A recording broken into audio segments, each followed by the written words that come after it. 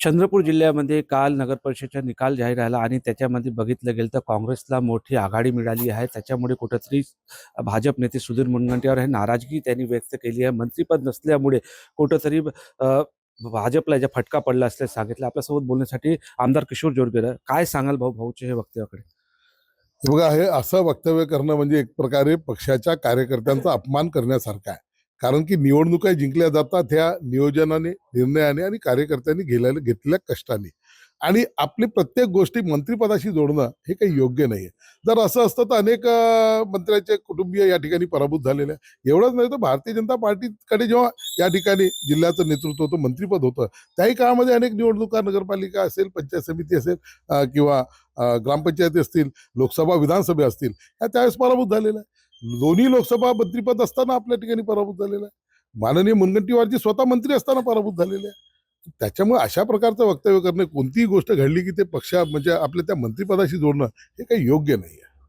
कुठेतरी याच्या महानगरपालिकामध्ये फटका पडणार आहे जोरगेवार विरुद्ध मुनगंटीवार.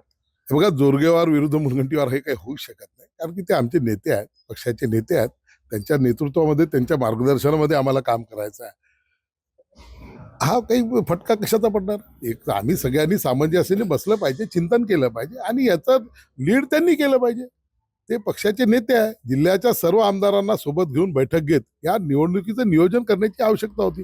वडेट्टीवार सर्व ठिकाणी गेले. जिथे जिथे निवडणूक झाली त्या प्रत्येक ठिकाणी त्या ठिकाणी गेले. त्यांनी तिथे कार्यकर्त्यांचं मनोबल वाढवलं, मदत केली, पक्षाला उमेदवारांना मदत केली आणि त्याचं यश त्यांना मिळालेलं आहे. आता एकीकडे हे जरी असलं सत्य, तर दुसरीकडे मात्र घुग्गुसमध्ये आपण बघा, भारतीय जनता पार्टीला कधीही 5,000च्या वरती मतं मिळाली नाही. या ठिकाणी 6,850 मते म्हणजे विजयाचीच मते आम्हाला मिळाली.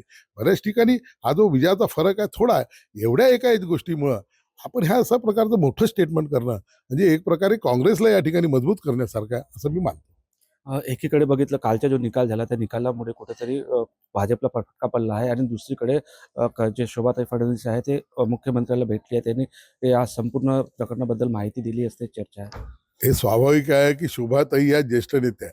त्यांच्यामुळेच माझ्यासारख्या अनेक कार्यकर्त्यांना विश्वास वाटला की आपण सुद्धा लोकप्रतिनिधी होऊ शकतो, भारतीय जनता पार्टी सुद्धा सत्तेमध्ये येऊ शकते. कारण की त्या काळची काँग्रेसची लिडरशिप मोठी होती, खूप संघर्ष केलेला आहे आणि ते ज्येष्ठ म्हणून त्या भावनेतून त्यांना चिंता वाटणं स्वाभाविक आहे आणि म्हणून ते माननीय मुख्यमंत्र्यांसोबत भेट ते घेत असतील. तर हे होते आमदार किशोर जोरगेवार. निलेश डहाळ, TV9 मराठी, चंद्रपूर.